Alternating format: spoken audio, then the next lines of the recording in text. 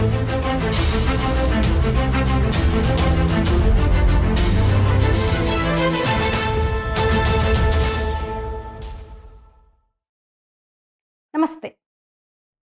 ఒక చిన్న కథతో ఈ వీడియో ప్రారంభిస్తాను నేను. ఇదొక నాటకం. చాలా ఒక ప్రసిద్ధి చెందిన నాటకం ఇది. రాజరాజ నరేంద్రుడు ఆయన్ని ఢిల్లీ సుల్తాన్ తీసుకుపోతారు. అయితే రాజును సుల్తాన్ వచ్చి పట్టుకుపోయాడంటే ఒక రాజ్యంలో ఒక గందరగోళం, ఆందోళన నెలకెత్తుతది ప్రజల్లో సహజంగానే. ఇమ్మోరల్ అయిపోతారు అక్కడి రాజ్యంలోని ప్రజలు. దీంతో ఆయన మంత్రి యుగంధరుడు ఒక చిన్న పథకం వేస్తాడు. ఏంటంటే ఒక వ్యక్తిని తీసుకొచ్చి, అంటే కొంచెం రాజు పోలికలకు దగ్గరగా ఉన్న ఒకతన్ని, రాజ్యంలోని ఒకతన్ని తీసుకొచ్చి వేషం వేసి, రాజులానే రాజరాజ నరేంద్రుడు వేషం వేసి సింహాసనం మీద కూర్చోబెడతాడు. అతనికేం తెలీదు. అతను అంటాడు, ముందే చెప్తే నువ్వు రాజులాగా నటించాలి, ఇది జరిగింది అని. అంటే ఒక నమ్మకస్తుడే గదా! ప్రజల కోసం, రాజ్యం కోసం తప్పదు. నువ్వు సింహాసనం మీద కూర్చోవాల్సిందే, రాజులా నటించాల్సిందే అంటే, అదేంటి నాకేం తెలియదు గదయ్యా! నేనేం చేస్తా? నేనేదో చిన్న పని చేసుకునేవాడిని. రాజు సింహాసనం మీద ఎట్లా కూర్చోబెడతారంటే, నేనంతా చూసుకుంటా అని ఒక భరోసా ఇస్తాడు యుగంధరుడు. అట్లా ఆ పిలకకు ఒక తాడు గట్టి, సింహాసనం మీద కూర్చోబెట్టి పిలకకు ఒక తాడు గట్టి, సింహాసనం వెనుక ఇంకొకడుంటాడు.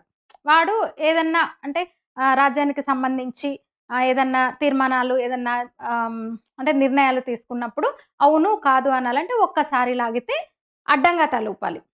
2 సార్లు పిలకను టచ్ చేస్తే నిలువుగా తలూపాలనమాట. అంటే అక్కడ అతను చెప్పినట్టు, ఎవడైతే వెనుక ఉన్న ఆ పిలకకు తాడుగట్టి ఉన్నాడో అతను చెప్పినట్టుగా ఆ సంజ్ఞల ప్రకారం ఇతను తలూపుతాడు. ఇది ఒక నాటకం. ఇక్కడ సింహాసనం మీద కూర్చున్న వాడే మన్మోహన్ సింగ్. అతన్ని కూర్చోబెట్టి ఆటలాడారు గదా! ఆడించారు గదా! పిల్లకాటలు, ఒక తోలుబొమ్మలాగా ఒక ఆటలాడిచ్చారు గదా! వాళ్ళు ఒకప్పుడు, అంటే ముందు పివి నరసింహారావు, ఆ తర్వాత సోనియా గాంధీ. ఆయన్ని ఆ సింహాసనం మీద కూర్చోబెట్టి, ప్రధాని అనే ఒక సింహాసనం, ఆ పదవిలో కూర్చోబెట్టి, అప్పుడు రాచరికం కాబట్టి సింహాసనం, ఇప్పుడు ప్రజాస్వామ్యం కాబట్టి ప్రధాని పదవి. ఆ పదవిలో మన్మోహన్ సింగ్‌ను కూర్చోబెట్టి వీళ్ళందరూ ఆటాడారనమాట. కాంగ్రెసో, పీవీనో ఈ దేశానికి చేసిన పెద్ద తప్పిదమది. ఒక టెక్నోక్రాట్‌ని తీసుకొనొచ్చి, ఒక ఆర్థిక శాస్త్రవేత్తని తీసుకొనొచ్చి, ఒక పొలిటికల్ సిస్టమ్‌లో, అది గూడా ఒక హైయెస్ట్ పొజిషన్‌లో పెడితే ఎలా ఉంటుంది దేశం, ఎంత పతనమైంది అనేది ఉదాహరణ మన్మోహన్ సింగ్. కాంగ్రెస్ పార్టీ రాజకీయాలు. పోనీ ఆయన్ని ఇంటలెక్చువాలిటీ ఏమన్నా దేశానికి పనికొచ్చిందా? ఆ ఇంటలెక్చువాలిటీ దేశానికి ఏం అవసరం పడింది? కనీసం ఆయనకు పని చేసే స్వేచ్ఛనన్నా ఇచ్చిందా కాంగ్రెస్ పార్టీ గాని, సదరు లీడర్లు?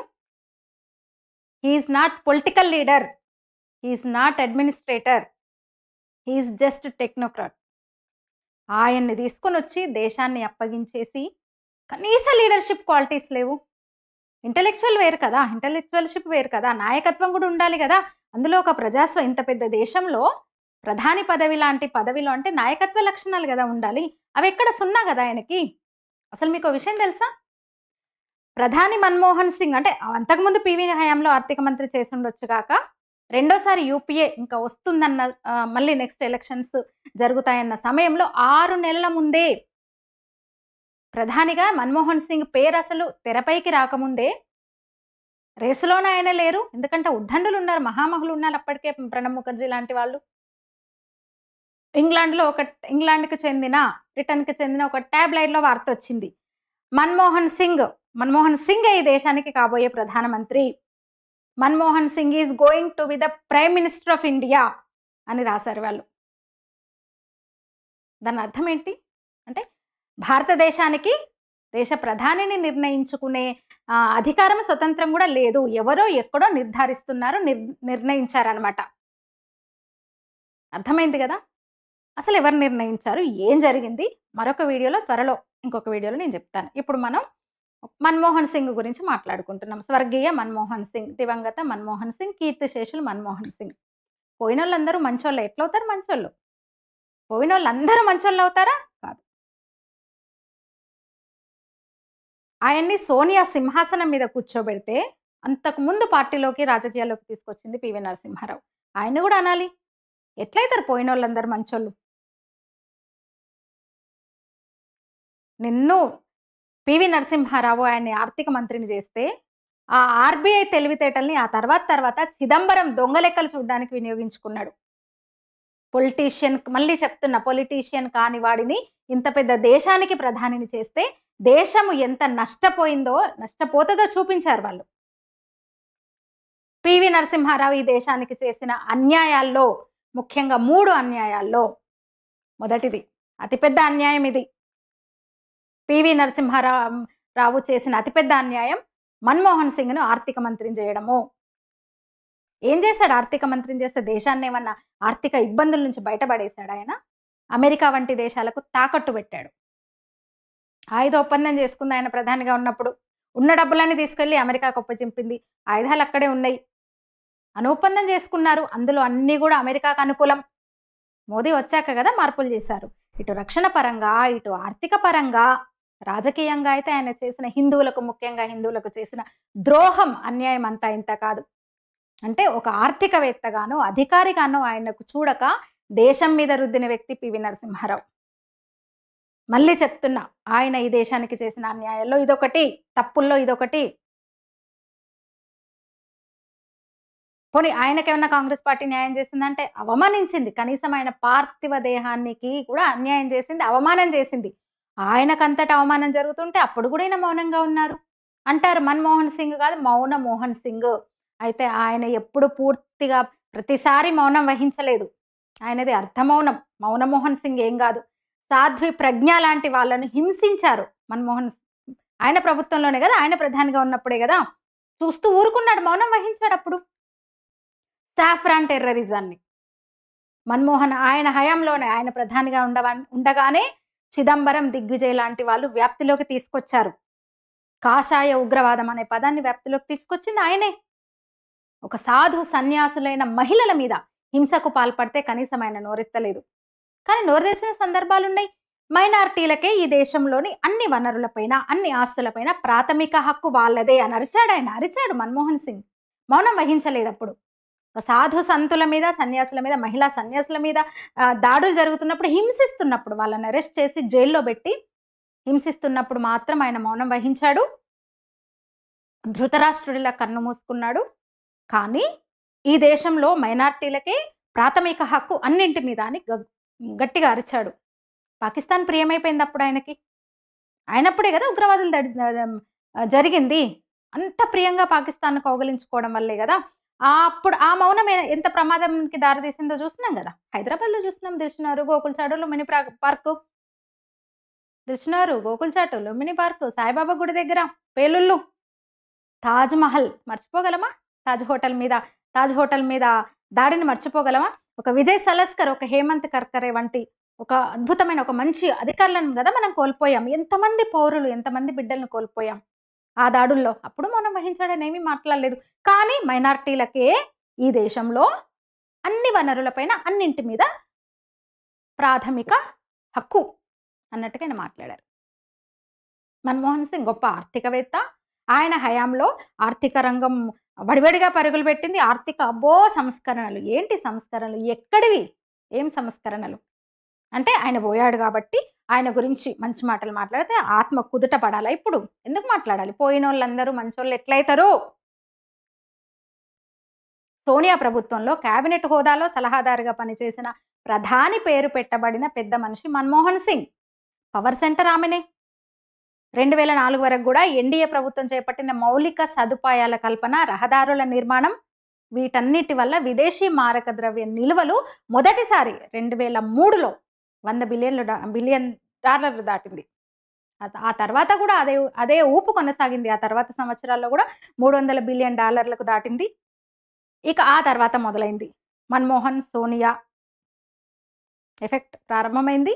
మరో $100 బిలియన్ దాటడానికి 9 ఏళ్ళు పట్టింది అప్పటి నుంచి. ఇక 2009లో తిరిగి పాలనలోకి రాగానే సమృద్ధ భారత్ తిరోగమనం ప్రారంభమైంది. దోపిడీ అనే పదానికి కొత్త నిర్వచనాలు ఇచ్చారు. నిర్వచనాలు ఏర్పడ్డాయి. క్రెడిట్ కార్డులు, ఇచ్చిన ఇంటికే రుణాలు, 4వ భార్యకు పింఛను, 3వ భార్య 4వ భార్యకు పింఛన్లు, దొరికిన వాడి దగ్గర 40% వడ్డీ పిండడం, దొరకని వాడు బ్యాంకాకి సుఖాలు పొందుడు, బ్యాంకాకి వెళ్ళి, థాయిలాండ్కి వెళ్ళి. ఇక బ్యాంకులు నిరర్ధక ఆస్తులు ఇబ్బడి ముబ్బడిగా పెరిగిపోయి దివాలా అంచుకు చేరిపోయినాయి. చిదంబరం అయితే టెర్రస్ మీద క్యాబేజీ పంటతోనే విదేశీ ద్రవ్యాన్ని సంపాదించేసిండు. సామాన్యుడిని కూడా అవినీతి పరుడుగా మార్చిన శుభదినాలవి భారతదేశానికి.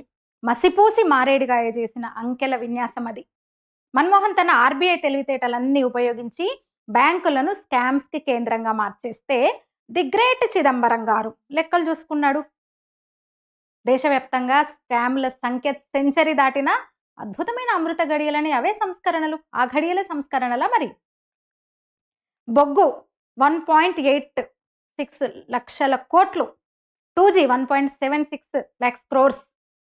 వరుస లక్షల కోట్లు. పిచ్చి పడతది అసలు అవన్నీ చూస్తుంటే ఆ లెక్కలు. వీఐపీ హెలికాప్టర్లు 3600 కోట్లు.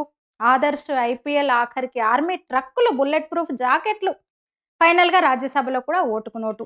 ఆ టైంలోనే మన ఈ ది గ్రేట్ యువ నాయకుడు బుడి బుడి నడకలేస్తున్న ఈ బాలుడు అనేక ఘనకార్యాలు చేశారు. తల్లి కొడుకులిద్దరు చైనాతో ప్రేమలో పడి అక్కడికెళ్ళి ఒప్పందం చేసుకున్నారుగా.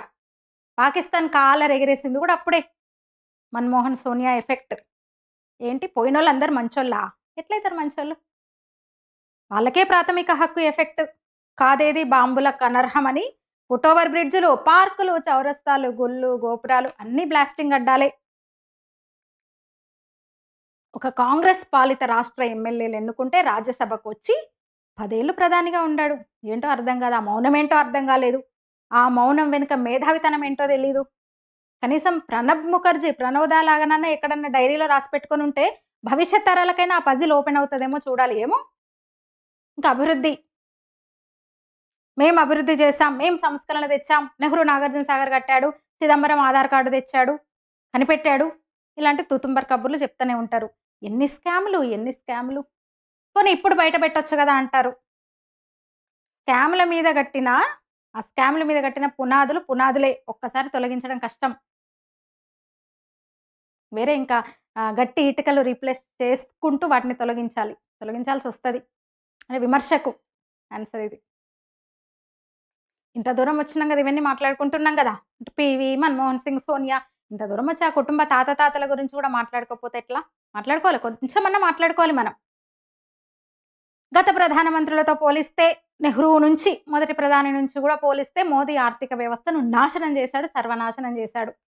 ఈ చిదంబరం అండ్ కో మాట్లాడే మాటలు ఇవి. సరే, వాళ్ళ పాలనలో అభివృద్ధి ఏందో ఒక్కసారి కొంచెం వెనక్కి పోయి చూడాలి కదా. మరి ఇంత దూరం మనం మాట్లాడుకున్నప్పుడు చూడాలి కదా. కాంగ్రెస్ కుటుంబ ఏలుబడిలో దేశం ఎంతగా అభివృద్ధి చెందిందంటే 1947 నుంచి కూడా ఉత్తమ పరిపాలనా దక్షులైన ది గ్రేట్ పండిట్ జవహర్లాల్ నెహ్రూ, ఇందిరా దాదాపు 35 ఏళ్ళు 2 సభల్లో అత్యధిక మెజారిటీతో పరిపాలించారు. తండ్రి తనయులిద్దరే.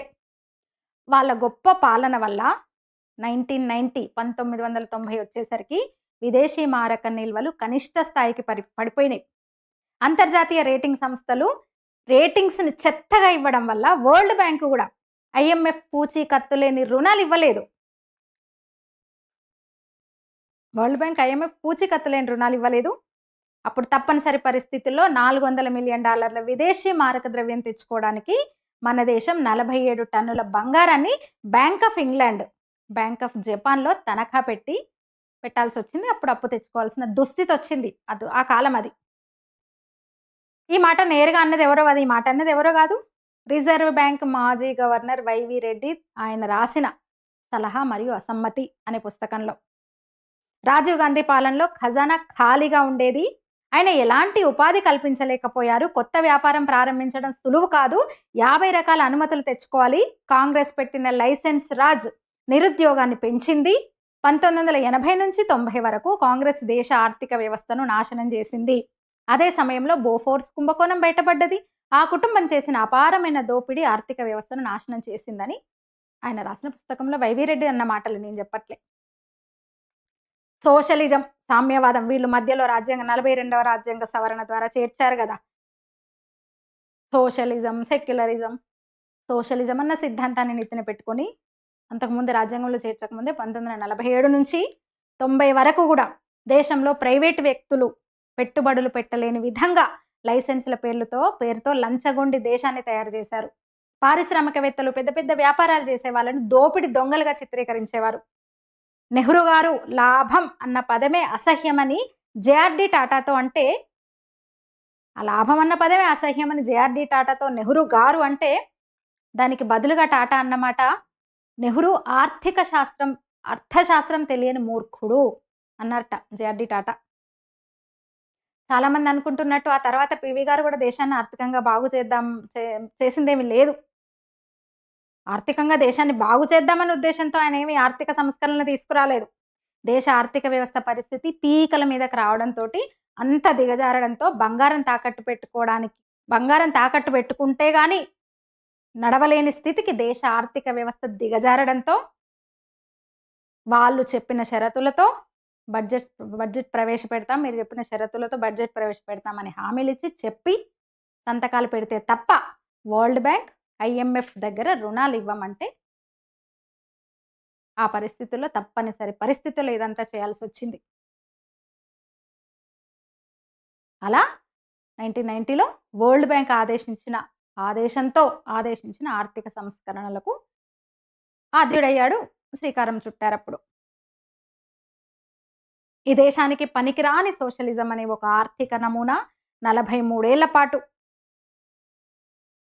ఆ నమూనాను ఈ దేశం మీద రుద్ది దేశం ఆర్థికంగా పతనమంచులకు చేరిన తర్వాత ఆర్థిక పరిపాలనా సంస్కరణలు చేయాలనుకున్న రాజకీయ పార్టీని వేరే దేశంలో అయితే ఎప్పుడో అసలు చుట్టజుట్టి సముద్రంలో పడేసేవాళ్ళు అసలైతే. ఈ స్థాయిలో దేశ ఆర్థిక పరిస్థితిని దిగజార్చిన పార్టీని. ఇక ఆ తర్వాత మన టాపిక్ మన ప్రస్తుత ఇప్పటి టాపిక్ మన్మోహన్ గారు కదా. ఒకసారి మళ్ళీ పీవీ నుంచి, నెహ్రూ నుంచి ఇక్కడికి వద్దాం. తాతలు సరిపోద్ది. ఈ పూటకి ఈ వీడియోలో అది సరిపోద్ది. హార్వర్డ్‌లో ఆర్థిక శాస్త్రం చదివారు. కానీ కాంగ్రెస్ కుటుంబానికి బానిసైపోయాడు. సోషలిజం జబ్బు ఆయన్ని కూడా పట్టుకుంది కదా. ఇందిరా, నెహ్రూ, రాజీవ్ టైంలో దేశంలో ఉన్న ముఖ్యమైన ఆర్థిక పదవులంటే ఆర్థిక శాఖ కార్యదర్శి, planning commission, deputy chairman, reserve bank governor వంటి పదవులను ఆయన నిర్వహించారు. మన్మోహన్ సింగ్ వాళ్ళ హయాంలో, సోనియా హయాంలో ఏకంగా పీఎం అయ్యారు. అంతకుముందు పీవీ హయాంలో ఆర్థిక మంత్రి. దేశం అభివృద్ధి చెందాలంటే లైసెన్స్ రాజు తగ్గించి ఇలా ఆర్థిక పరిపాలన సంస్కరణలు తేవాలని మన్మోహన్ సింగ్ ఏనాడు కూడా ఎక్కడా చెప్పినట్టు గాని, సలహాలు ఇచ్చినట్టు గాని లేదు. ఆర్థిక వ్యవస్థలు అన్న మాటలు ఇవన్నీ. ప్రధాని ఎవరున్నా సరే అప్పుడు పీవీ ఆయన మాటలకు ఎదురు చెప్పకుండా గుడ్డిగా తలూపడమే ఆయనకు తెలిసింది. పీవీ ఆర్థిక మంత్రిగా ఉన్నప్పుడు 90లో పీవీ కూడా తను చెప్పిన పనులు తూచా తప్పకుండా పాటిస్తాడు. పిలకకి తాడుగట్టి లాగితే తలూపుతాడు. ఆ బానిస లక్షణాలు ఉన్నాయనే ఆర్థిక శాస్త్రం చదువుకున్న మన్మోహన్ సింగ్ గారిని ఆర్థిక శాఖ మంత్రిగా తీసుకున్నారు. తద్వారా తాను అనుకున్న సంస్కరణను ఆయన్నే అమలు చేయించగలిగారు. ప్రపంచ బ్యాంక్ చెప్పినట్టు. అసలైతే పీవీ సంస్కరణలు, పీవీ తెలివి ఇంకా చెప్పాలంటే జస్ట్ మన్మోహన్ మాస్క్. అయితే పీవీ మరి కాంగ్రెస్ కుటుంబానికి ముఖ్యంగా సోనియాకు నచ్చడు కదా, ఎదురు తిరిగాడు కదా PV Narasimha Rao. That poor lady అనేవాడంట. దీంతో సోనియా మాఫియా, ఈ కోటరీ ఏం చేసిందంటే దేశంలో ఆర్థిక సంస్కరణలు తెచ్చిన ఘనత పీవీ గారికి కాకుండా మన్మోహన్ సింగ్‌కు అంటగట్టింది. ఆర్థిక సంస్కరణల వాది అని మన్మోహన్ సింగ్ పేరును ప్రచారం చేసింది. అది సంగతి అనమాట అసలైతే. అసలు పీవీ తర్వాత నిజంగానే దేశం ఒక చిత్రం మారిపోయింది నిజమే గాని, ఆ సంస్కరణలు మన్మోహన్ చేసింది కాదు. పీవీ సలహాలు, పీవీ ఆలోచనలు, పీవీ నిర్ణయాలు అవన్నీ కూడా ఆ సంస్కరణలన్నీ కూడా. అంతోటి దానికి మరి ఆయన ఏ సలహాదారుగానో, ఏ ఆఫీసర్‌గానో అందులో పెట్టుకోక ఆయన ఆర్థిక మంత్రిని ఎందుకు చేస్తాడో అర్థం కాదు. అదే కదా ఇప్పుడు సమస్య. అందుకే కదా అన్నాను పీవీ దేశానికి చేసిన అన్యాయాల్లో అదొకటని. అప్పుడు ఆయన ఆర్థిక శాఖ మంత్రి అవ్వడం వల్లనే కదా ప్రధాని తెలిసింది దేశం అంతటికి ప్రధాని అవ్వగలిగిండు. ఏమాత్రం రాజకీయాలు తెలియని వ్యక్తి పొలిటీషియనే కాదు. ఆ తర్వాత వాజ్పేయి తీసుకొచ్చిన జాతీయ రహదారుల నిర్మాణం దేశ ముఖ చిత్రాన్ని మార్చేసిందని చెప్పొచ్చు. కొత్త జాతీయ రహదారులు, స్వర్ణ చతుర్భుజి పేరుతో అద్భుతమైన రహదారుల వ్యవస్థ వల్ల చాలా చోట్ల భూముల ధరలు గణనీయంగా పెరిగినాయి. ఒక్కసారిగా అప్పటిదాకా ఉన్న సాధారణ జీవితం గడిపే వారి నుంచి ఒక కొత్త తరం కోటీశ్వరులు పుట్టుకొచ్చారు ఆ సమయంలోనే. ఆయన టైంలోనే అవినీతి లేని సమర్థ పాలన అందించారు ఆయన. దేశం ఎన్నడూ చూడనటువంటి ఆర్థిక అభివృద్ధి రేటు సాధించారు. ద్రవ్యోల్బణాన్ని అదుపులో ఉంచారు. కానీ డిఫెన్స్ కాంట్రాక్టులలో కమిషన్లు, లంచాలు తింటూ ప్రభుత్వం ఇచ్చే అవార్డులు, రివార్డులు ఎదురు చూసిన వాళ్ళు ఆ టైంలో రాని మేధావులందరూ కూడా ఇదిగో ఇప్పుడు మోదీ ప్రభుత్వాన్ని అంటున్నారు కదా, మోదీ సర్కార్ని ఎట్లయితే ప్రచారం చేస్తున్నారో విమర్శిస్తూ అందరూ ఏకమైపోయి, అట్లా వాజ్పేయి ప్రభుత్వం మీద కూడా అవినీతి, ముఖ్యంగా మతతత్వ ప్రభుత్వము, మతతత్వ పార్టీ, అలాగే అవినీతి అని ప్రజల్లో వ్యతిరేకత నూరిపోశారు. ఆ దుష్ప్రచారాన్ని ఎదుర్కోవడానికి ఇప్పుడున్నట్టు సోషల్ మీడియా అప్పుడు లేదు. దీంతో వాళ్ళు అనుకున్నది జరిగింది. 2004లో బీజేపీ ప్రభుత్వం ఓడిపోయింది. ఎన్డీఏ సర్కార్ ఓడిపోయింది. వాజ్పేయి సర్కార్ ఓడిపోయింది. సరే, తర్వాత మన్మోహన్ సింగ్ ప్రభుత్వం వచ్చింది. అవినీతి లేదా? స్వతంత్రం వచ్చిన తర్వాత స్వతంత్ర భారతంలో అతిపెద్ద అవినీతి ప్రభుత్వంగా ముద్ర వేసుకుంది మన్మోహన్ సర్కార్. పేరుకే మన్మోహన్ ప్రధాని. ప్రతి ఫైల్ అసలు ఏ బాధ్యత లేని సోనియా దగ్గరికి వెళ్ళేదని స్వయంగా మన్మోహన్ సింగ్ మీడియా సెక్రటరీ సంజయ్ వారు తన పుస్తకంలో రాసుకున్నారు కదా. సోనియా అమ్మ ఎన్ఏసి జాతీయ సలహా సంఘం అని ఒక రాజ్యాంగేతర కౌన్సిల్ని పెట్టింది. కేబినెట్ మీద ఒక సూపర్ క్యాబినెట్ అన్నమాట. పూర్తిగా రాజ్యాంగానికి విరుద్ధం అది. వాళ్ళకి అలవాటే. రాజ్యాంగాన్ని ఎప్పుడు గౌరవించారు? ఇప్పుడు నిన్న మొన్న గగ్గోలు పెడుతున్నారుగా, అంబేద్కర్ని అవమానించారు అమిత్ షా అని. అవమానించింది వీళ్ళు. రాజ్యాంగాన్ని రాజ్యాంగంని ఇష్టం వచ్చినట్టు మార్చడం ద్వారా, రాజ్యాంగ స్ఫూర్తికి భిన్నంగా వ్యవహరించడం ద్వారా అంబేద్కర్ని అవమానించింది కాంగ్రెస్ వాళ్ళు. ఇక సోనియా అధ్యక్షురాలు, అందులో ఉన్న సభ్యులు ఎవరో తెలుసా? దానికి పూర్తిగా హిందూ వ్యతిరేక సభ్యులు, లిబరల్స్, లెఫ్ట్ భావజాలం ఉన్నవాళ్ళు. హర్ష మంధర్, జాన్ దయాల్, యోగేంద్ర యాదవ్, అరుణా రాయ్. ఎన్ఏసి మాటే శాసనం. ఇంకా మన్మోహన్ సింగ్ అయితే ఇంకా ఎంత బాగా పరిపాలించారంటే, ఆయన ప్రధాని, ఆయన ఆధీనంలో ఉన్న మంత్రుల శాఖలతో సహా అందరి మీద అవినీతి ఆరోపణలు వచ్చినాయి. చాలా మంది ఇప్పుడు బెయిల్ మీద ఉన్నారు. అప్పటి అది గ్రేట్ మన్మోహన్ సింగ్ క్యాబినెట్ సహచరులు అందరూ కూడా ఇప్పుడు బెయిల్ మీద ఉన్నారు. ఒక్కొక్కటి వరుసగా నేను చెప్పే ప్రయత్నం చేస్తా. బొగ్గు కుంభకోణంలో బాధ్యత వహించాల్సి వచ్చింది స్వయంగా ప్రధానమంత్రి. బొగ్గు సెక్రటరీ జైలుకు వెళ్ళిండు. దాసరి నారాయణరావు బెయిల్ మీద, మన తెలుగాయన దాసరి నారాయణరావు బెయిల్ మీద ఉండగానే చనిపోయారాయన. అదే మన్మోహన్ సింగ్ హయాంలో 2008-14 సంవత్సరాలు బ్యాంకింగ్ వ్యవస్థను పూర్తిగా భ్రష్టు పండించిన కాలం అది. సరైన మదింపు లేకుండా లక్షల కోట్ల బ్యాంకు రుణాలు ఆర్థిక నేరగాలు తన్నుకుపోయారు. విజయ్ మాల్యా, నీరవ్ మోదీ లాంటి వాళ్ళు, ఇంకా చాలా మంది కాంగ్రెస్ నాయకులు, లగడపాటి, అహ్మద్ పటేల్ మొదలగు వాళ్ళు బ్యాంకుల నుంచి విచ్చలవిడిగా రుణాలు పొందారు. రుణాలు ఇప్పించింది. ఇంకా ఆర్థిక శాఖ ఎయిర్సెల్ మెక్సిస్ కేసులో చిదంబరం, ఆయన కొడుకు, ఆయన తనయుడు కార్తీ చిదంబరం బెయిల్ మీద ఉన్నారు ఇప్పుడు. రక్షణ శాఖ ప్రతి పెద్ద కొనుగోలులోనూ కూడా అవినీతి ఆరోపణలే. రక్షణ శాఖ విషయంలో కూడా డిఫెన్స్ డీల్లో బ్రోకర్గా వ్యవహరించారు. బ్రోకర్లు అయిపోయారు చాలా మంది. వాళ్ళంతా జైల్లో ఉన్నారు. హెలికాప్టర్స్ కుంభకోణంలో స్వయంగా మాజీ ఎయిర్ చీఫ్ మార్షల్ జైలుకి వెళ్ళాడు. 2013లో రాఫెల్ జెట్స్ కొనడానికి డబ్బులు లేవని ప్రెస్ మీట్లో రక్షణ మంత్రి ఏకే ఆంథోనీ చెప్పారు. ఇక టెలికమ్యూనికేషన్ శాఖ డిపార్ట్మెంట్ 2G కుంభకోణం దేశాన్ని కుదిపేసింది. మంత్రులుగా చేసిన రాజా, కనిమొయి, ఇంకా చాలా మంది జైలుకి వెళ్ళారు. కేసు ఇంకా నడుస్తుంది, అయిపోలేదు. వ్యవసాయ శాఖ గోధుమలు దేశంలో పుష్కలంగా నిల్వలు ఉండేవి. ఇక్కడ రైతులకు క్వింటాలకు 850 రూపాయల మద్దతు ధర ఇస్తూ అవసరం లేకపోయినా క్వింటాలకు 1600 చొప్పున 8 లక్షల టన్నుల గోధుమలు దిగుమతి చేసుకున్నారు. అలాగే బియ్యం, పంచదార ఎగుమతి దిగుమతులు అయితే మరీ ఘోరం. నిల్వలు ఎక్కువగా ఉన్నాయని కిలో 14.5 చొప్పున ఎగుమతి చేసి ఒక 6 నెలల్లోనే కేజీ 30 రూపాయల చొప్పున దిగుమతి చేసుకున్నారు. ఇప్పుడు కొత్తగా 25,000 కోట్ల మహారాష్ట్ర కోఆపరేటివ్ బ్యాంక్ స్కామ్లో శరద్ పవార్ పై ఈడీ ఎఫ్ఐఆర్ నమోదు చేసింది. ఈ స్కామ్ కూడా ఆ టైంలోనే. రైల్వే శాఖ, కీలకమైన రైల్వే శాఖ అవినీతి ఆరోపణలపై మొత్తం లాలు కుటుంబం విచారణ ఎదుర్కొంది. అలాగే పీకే బన్సల్ రైల్వే మంత్రి అవినీతి ఆరోపణలపై రాజీనామా చేశారు.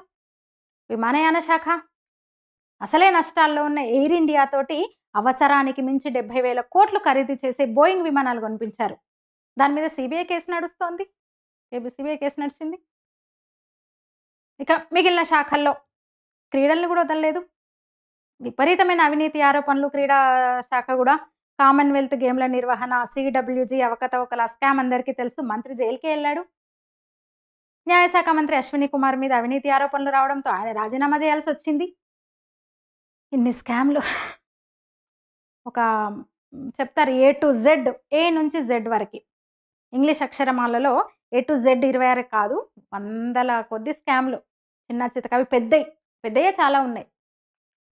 ఇక 2014 మోదీ ప్రభుత్వం వచ్చేసరికి మన్మోహన్ సింగ్ గారు చనిపోయారు కాబట్టి మనం గౌరవించాలి. మన్మోహన్ సింగ్ గారి పుణ్యమాని దేశం ప్రపంచంలోనే 5 బలహీన ఆర్థిక వ్యవస్థల్లో ఒకటిగా గుర్తింపు తెచ్చుకుంది. దాదాపు 2 ఏళ్ళు కరోనాతో దేశంలో ఆర్థిక కార్యకలాపాలు పూర్తి స్థాయిలో జరగకపోయినా ఇప్పుడు ప్రపంచంలో వేగంగా అభివృద్ధి చెందుతున్న ఆర్థిక వ్యవస్థలో మొదటి స్థానం. బలమైన ఆర్థిక వ్యవస్థలో ప్రపంచంలోనే ఒక అగ్రగామిగా 6వ స్థానాన్ని సంపాదించింది. గత 2 పర్యాయాలు గూడా ఈ మోదీ సర్కార్ మీద ఎలాంటి అవినీతి ఆరోపణ లేదు. ఇది మన టాపిక్. దివంగత పెద్దాయననమాట ఇవాల్టిది. విచ్చలవిడి అవినీతి జరుగుతున్న ధృతరాష్ట్రుడిలా గుడ్డివాడిగా ఉండిపోయి దేశానికి చాలా హాని చేశారు. కనీసం గురువుకు అన్యాయం జరుగుతుంటే, ఆయన పార్థివ దేహానికి అవమానం జరుగుతుంటే గూడా నోరిప్పలేదు. కానీ కొన్ని సందర్భాల్లో నోరిప్పారు. ప్రాథమిక హక్కు కొందరికి ఈ దేశంలో ఉన్న వనరుల మీద అసలు వాళ్ళే అసలు ఓనర్లు. మన ఈటల రాజేందర్ అంటుంటారు గదా! పార్టీకి నిన్న గూడా ఏదో అన్నట్టున్నారు. బీజేపీలో ఒక కార్యకర్త నుంచి ఓనరే కారు గుర్తు మీద కారు పార్టీ ఓనర్‌ను నేను అన్నట్టు ఈ ఈ అదే మాటనమాట. మైనారిటీలకు మాత్రం అన్నింటి మీద అన్ని వనరుల మీద ఓనర్లు అని నోరు తెరిచి అన్నాడాయన. నోరు తెరిచి అన్నాడు. ది గ్రేట్ మన్మోహన్ సింగ్ గారు. అంటే ఒక ప్రజల నుంచి ఎన్నుకున్న నాయకుడు, ప్రజల నుంచి వచ్చిన నాయకుడు, ప్రజలు ఎన్నుకున్న నాయకుడు ప్రధాని అయితే ఎట్లుంటదో ఇప్పుడు చూస్తున్నాం మనం. జీవితమంతా తనకు అవకాశం ఇచ్చిన నాయకులకు, ఒక కుటుంబానికి బానిసత్వం ఊడిగం చేస్తూ, ఆ బానిసత్వంలోనే మగ్గిన ప్రధాని అయితే ఎట్లుంటదో గూడా మనం చూసినాం. ఆ ఊడిగం చేయడమే ప్రధాన డ్యూటీ అన్నట్టుగా ప్రధాని పదవి ప్రతిష్టను దిగజార్చిన వ్యక్తి మన్మోహన్ సింగ్. కానీ అయినా సరే పోయినోళ్ళందరూ అనుకుందాం మంచోళ్ళే. అయితే కాంగ్రెస్ ప్రభుత్వం గనక ఇప్పుడు ఆయన చనిపోయినప్పుడు కాంగ్రెస్ ప్రభుత్వం ఈ సమయంలో అధికారం ఉంటే ఆయనను గూడా అవమానించేదేమో ఖచ్చితంగా. ఎందుకంటే పీవీ లాంటి వ్యక్తినే ఆయన పార్థివ దేహాన్ని కనీసం పార్టీ కార్యాలయంలో పెట్టకుండా అవమానించిన పార్టీ అనమాట. కానీ ఇప్పుడు మరి పోయినోళ్ళందరూ మంచోళ్ళే అనుకున్నదేమో బీజేపీ. ఆయన చనిపోయిన పాపం ఒక మంచి గౌరవప్రదమైన రీతిలో ఆయన అంత్యక్రియలు జరిపింది. ఆయన సగౌరవంగా ఆయనను సాగనంపింది. ఇది నా వీడియోలు గనక నచ్చితే లైక్ చేయండి, షేర్ చేయండి. నా ఛానల్‌ని సబ్స్క్రైబ్ చేయండి. ధన్యవాదాలు.